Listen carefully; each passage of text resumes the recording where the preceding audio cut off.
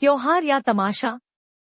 सेक्युलरता की आड़ में हिंदू त्योहारों का सांस्कृतिक अपहरण। यह लेख रति अग्निहोत्री के द्वारा लिखा गया है। अब भारत में पारंपरिक अनुष्ठानों की जगह छुट्टियां, हैशटैग्स और कॉरपोरेट प्रमोशन ने ले ली है। यह लेख बताता है कि कैसे सेक्युलर सोच और वैश्विक उपभोक्तावाद ने मिलकर हिंदू त्योहारों को पवित्र अनुष्ठानों से बदलकर सिर्फ जीवन शैली और मनोरंजन का हिस्सा बना दिया है।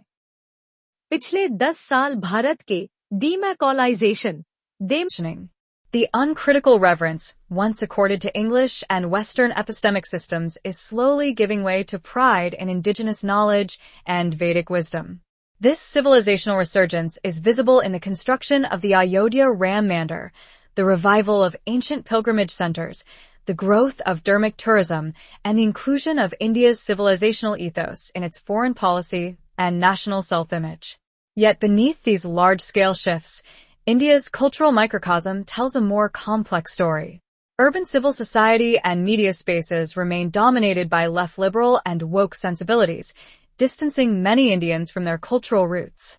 This duality, civilizational reawakening at the macro level and erosion at the micro, creates a paradoxical national mood.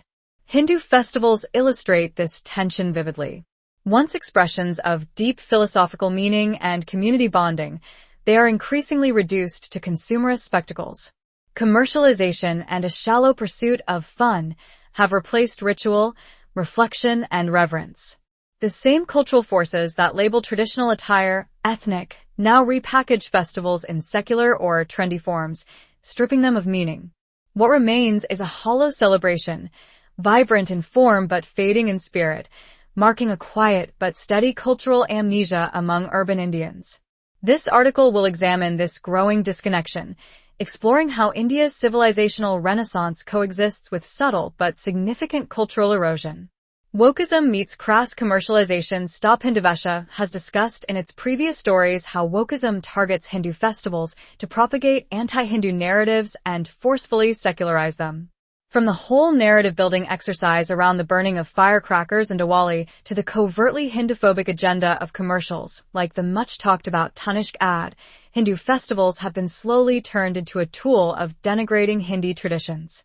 However, an equally significant but highly overlooked issue is the over-the-top commercialization of Hindu festivals, which works in tandem with wokeism to erode Hindu traditions and culture.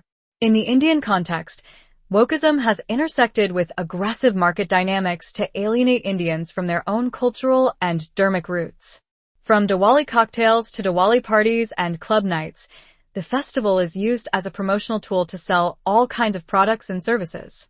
Obviously there is है जो चकाचौंध से तो भरा है, लेकिन जिसकी आत्मा खोखली है।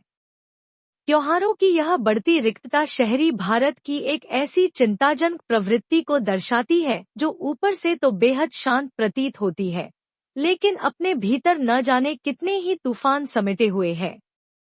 अगर सीधे शब्दों में कहें तो भारत का शहरी वर्ग धीरे धीरे सांस्कृतिक विस्मृति की ओर बढ़ रहा है। यह लेख इसी बढ़ते तनाव का गहराई से विश्लेषण करता है और यह समझने की कोशिश करता है कि कैसे भारत का सभ्यतागत पुनर्जागरण और मौन सांस्कृतिक पतन साथ साथ चल रहे हैं।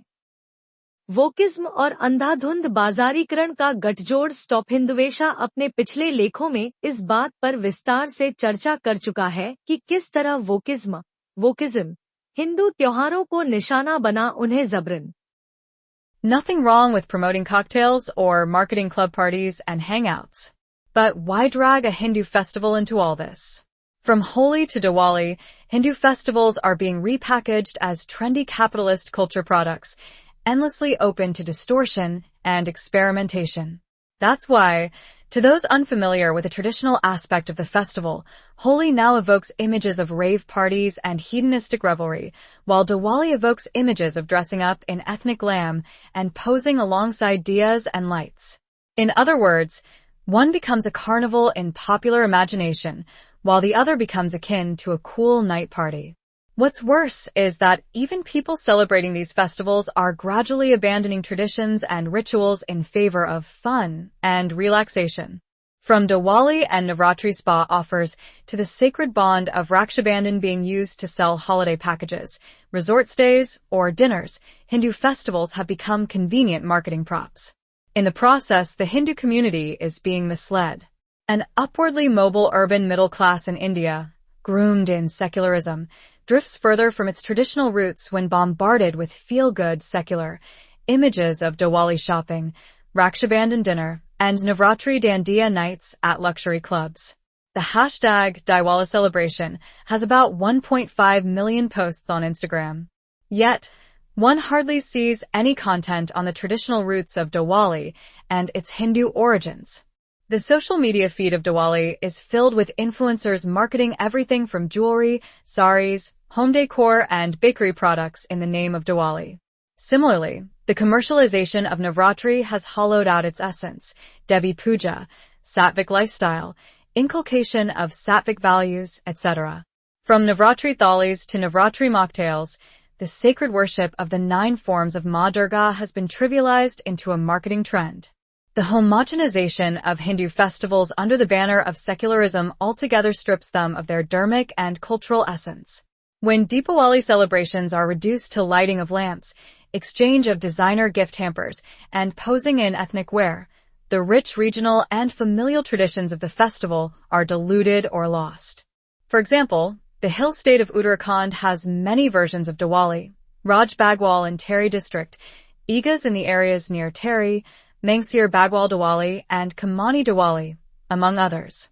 In each of these versions of Diwali, local folklore of the region enriches the celebrations, which are very specific and unique. For example, in Kamani Diwali, sugar canes are known to be hung from the balcony of the house so that the gods can use them as stairs to enter the house. Also, pots used for worshipping Mahalakshmi are painted with traditional Apan art designs of Kemao, Uttarakhand.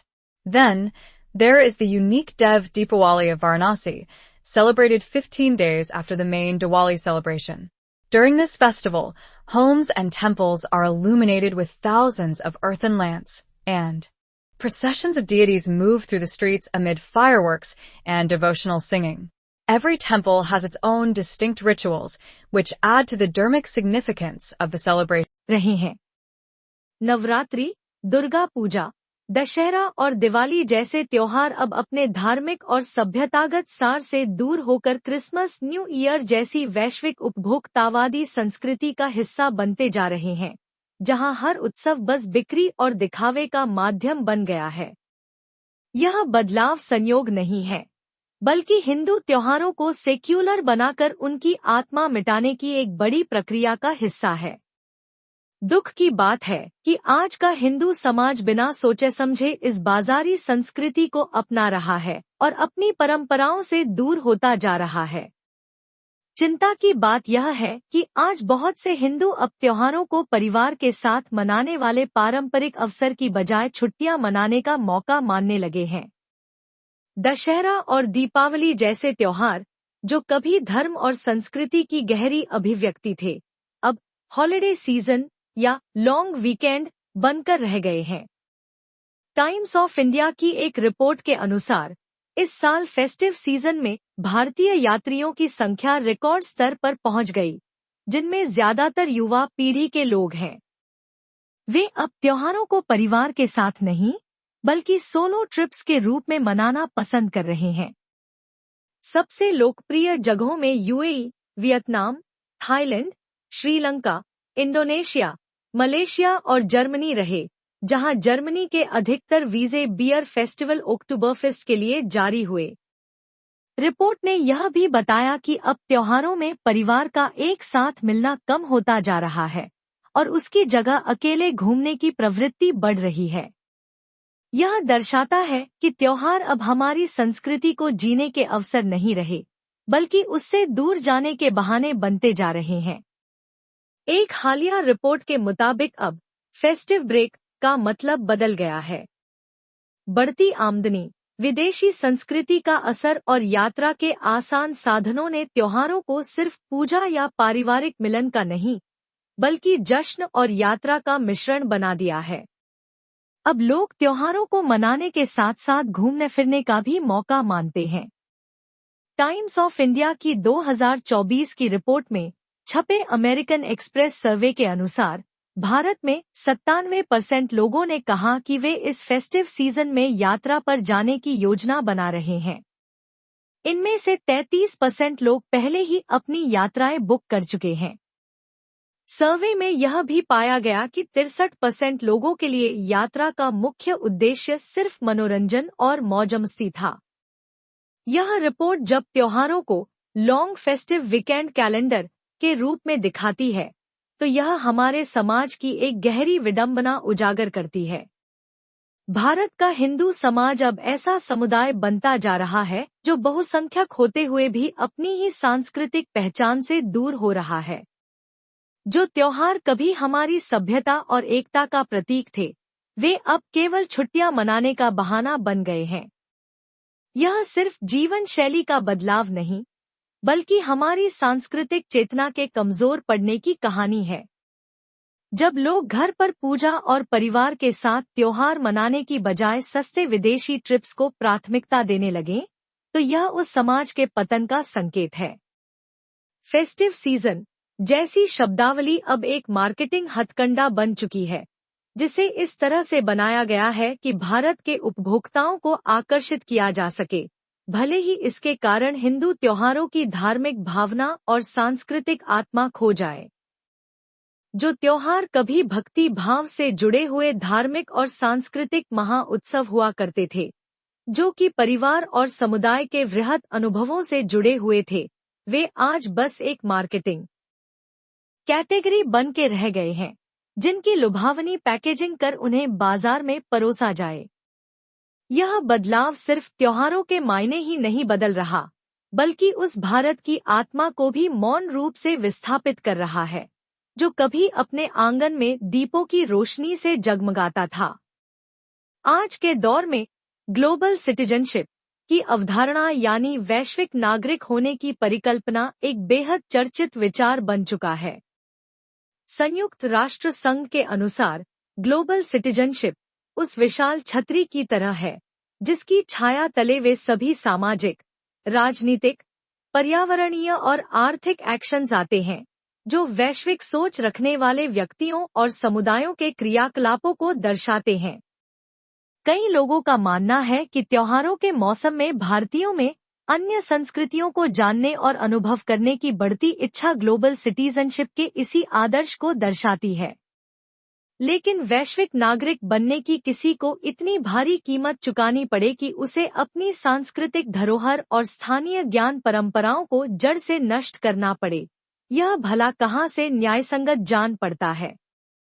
आज की वैश्विक व्यवस्था, जहां पश्चिमी प्रभुत्व और Abrahamic विचारधारा का दबदबा है, उसमें हिंदुओं के लिए ग्लोबल सिटीजन बनना अपनी सांस्कृतिक और सभ्यतागत जड़ों से लगभग कट जाने के बराबर है।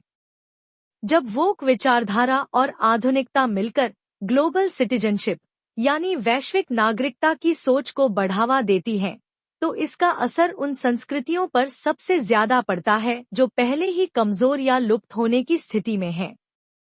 यह सोच उनके पारंपरिक विश्वास, जीवन शैली और पहचान को और तेजी से मिटा देती है। हिंदुओं के साथ इस समय कुछ ऐसा ही हो रहा है, परंतु हिंदू समाज उसे देख नहीं पा रहा है। उपभोक्तावादी संस्कृति के दौर में परंपराओं की पहरेदारी त्योहारों का बाजारीकरण आज के समय की कड़वी सच्चाई है, जिसे पूरी तरह से खत्म करना शायद संभव नहीं। लेकिन यदि हिंदू समाज चाहे तो इस प्रवृत्ति को अपने पक्ष में मोड़ सकता है, बशर्ते वह यह सुनिश्चित करे कि यह व्यावसायिकता हमारी सांस्कृतिक परंपराओं और मूल्यों के सार को निगल न जाए। नीचे कुछ सुझाव दिए गए हैं, जिनके माध्यम से हिंदू समुदाय वोकिज्म और छद्म सेक्युलरिज्म की बढ़ती लहर जो भारत की सभ्यतागत जड़ों को कमजोर कर रही है, का मुकाबला कर सकता है। मंदिर तंत्र का पुनरुद्धार।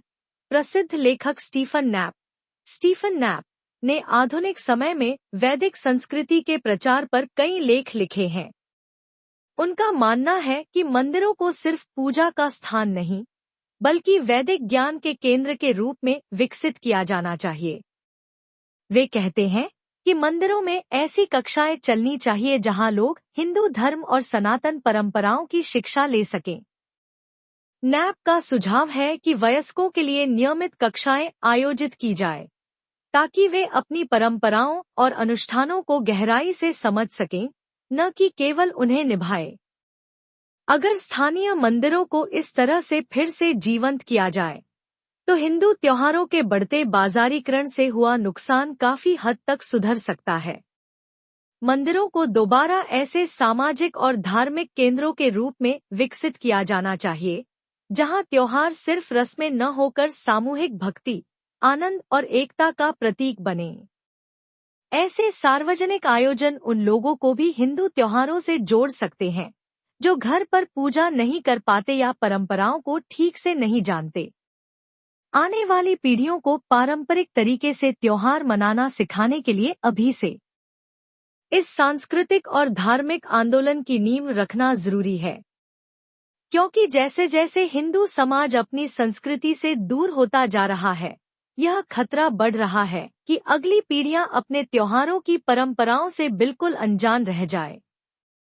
इसलिए मंदिरों को केवल पूजा के स्थान न मानकर उन्हें हिंदू समाज की सांस्कृतिक और सभ्यतागत चेतना के केंद्र के रूप में विकसित किया जाना चाहिए। मंदिरों को युवाओं को आकर्षित करने के लिए रचनात्मक और दिलचस्प तरीके अपनाने चाहिए, जैसे इंटरैक्टिव प्रोग्राम, भजन संध्या, कहानी सुनाने के सत्र और बच्चों के लिए वर्कशॉप्स, ताकि परंपरा आधुनिक रूप में भी जीवित और प्रासंगिक बनी रहे। मीडिया पर कड़ी नजर, हिंदू समुदाय को एक अनौपचारिक प्रहरी, इनफॉर्मल ओम्बुड्समन की तरह काम करते हुए यह ध्यान रखना चाहिए कि मीडिया और लोकप्रिय संस्कृति में हिंदू त्योहारों और परंपराओं को सम्मानपूर्वक दिखाया जाए। आज सोशल मीडिया इस काम का एक मजबूत माध्यम बन गया है।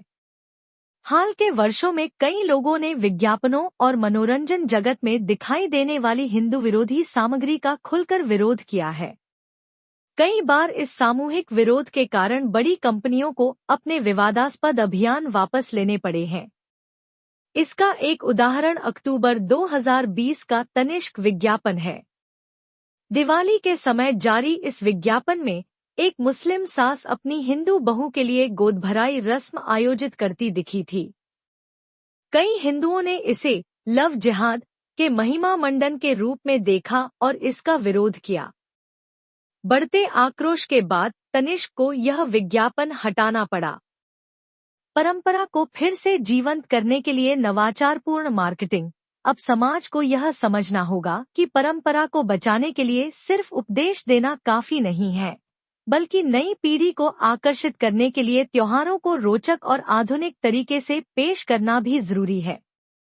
अगर आधुनिक मार्केटिंग और रचनात्मक तरीकों का उपयोग किया जाए तो हिंदू त्योहारों के पारंपरिक पहलुओं को इस तरह दिखाया जा सकता है कि लोग उन्हें गर्व और आनंद से मनाएं। जैसे नवरात्रि के समय स्कूलों या कैफे में देवी थीम वाले क्विज कराए जा सकते हैं। दशहरा और दिवाली पर रामायण से जुड़ी नाट्य प्रस्तुतियां आयोजित की जा सकती हैं और बच्चों के लिए दिया बनाने की वर्कशॉप रखी जा सकती है। आज के सोशल मीडिया इन्फ्लुएंसर्स इसमें बड़ी भूमिका निभा सकते हैं। वे मजेदार और शिक्षाप्रद कंटेंट बनाकर लोगों को होली, दिवाली, दशहरा और रक्षाबंधन जैसे त्योहारों की परंपराओं, अनुष्ठानों और उनके मूल अर्थ से जोड़ सकते हैं। प्रज्ञता में छपे एक लेख ने इसका अच्छा उदाहरण दिया है। लेख में बताया गया कि सोशल मीडिया पर छठ पूजा से जुड़े वीडियोस ने कैसे छठी मैया को समर्पित भक्ति गीतों के जरिए उस अनुष्ठान की गहराई और भावना को सुंदर ढंग से दिखाया। लेखक ने लिखा, साधारण ऑनलाइन कंटेंट के बीच छठी मैया के भजन और गीतों पर बने ये वीडियो ताज़ी हवा के झोंके जैसे हैं। हिंदू एक्टिविज्म। हिंदू समुदाय को यह समझना चाहिए कि सिर्फ भावनात्मक जुड़ाव पर्याप्त नहीं है। त्योहारों की पवित्रता और गरिमा की रक्षा के लिए संगठित प्रयास जरूरी है। समाज को एकजुट होकर सरकार पर यह दबाव बनाना चाहिए कि वह ऐसे ठोस कदम और नियम बनाए जो हिंदू त्योहारों के गलत चित्रण या दुरुपयोग को रोक सकें। पिछले कुछ वर्षों में गरबा कार्यक्रमों में लव जिहाद के खतरे को लेकर बढ़ती चिंताओं के बीच विश्व हिंदू परिषद (VHP) ने 2025 की नवरात्रि से पहले महाराष्ट्र में एक एडवाइजरी जारी की। इसमें आयोजकों से कहा गया कि वे इन कार्यक्रमों में गैर हिंदुओं की भागीदारी सीमित करें, क्योंकि गरबा और डांडिया सिर्फ मनोरंजन नहीं बल्कि देवी की उपासना के रूप है। हर आयोजन की शुरुआत देवी को अर्पण से होती है, इसलिए यह मूल रूप से एक पवित्र धार्मिक अनुष्ठान है, न कि किसी बाहरी दर्शक के मनोरंजन का मंच। हिंदू समुदाय में सेक्युलरिज्म को लेकर कई गलतफहमियां हैं, जिनके कारण हमारे त्योहार अक्सर हिंदू विरोधी प्रचार का निशाना बन जाते हैं। सेक्युलरिज्म का मतलब यह नहीं है कि कोई समुदाय अपनी धार्मिक परंपराओं में बाहरी लोगों को शामिल करे, लेकिन हिंदुओं की अतिशय सेक्युलर सहिष्णुता के चलते कई बार उनके त्योहार ही हिंदू विरोधी बहसों का केंद्र बन जाते हैं। जब तक पूरा समुदाय संगठित होकर अपनी आवाज नहीं उठाएगा और अपने सांस्कृतिक अधिकारों की रक्षा के लिए ठोस कदम नहीं उठाएगा, तब तक हिंदू त्योहारों पर इस तरह के विरोधी विमर्शों का खतरा बना रहेगा। हिंदू अरबतियों की भूमिका। कई हिंदू अरबती पहले से ही त्योहारों और धार्मिक आयोजनों को सहयोग देते हैं, लेकिन अब उन्हें अपनी भूमिका को और समझदारी से निभाना होगा। उन्हें यह ध्यान रखना चाहिए कि उनका पैसा अनजाने में ऐसे समावेशी या सेक्युलर अभियानों में न जाए, जो वास्तव में हिंदू विरोधी विचारों को बढ़ावा देते हैं। अगर वे यह देखें कि उनका धन किस तरह इस्तेमाल हो रहा है और उसे ऐसे प्रोजेक्ट्स की ओर मोड़े जो हिंदू परंपराओं के अध्ययन, शिक्षा और जन जागरूकता को बढ़ाएं, तो वे त्योहारों की मौलिकता और हिंदू धर्म की आत्मा की रक्षा में बड़ा योगदान दे सकते हैं।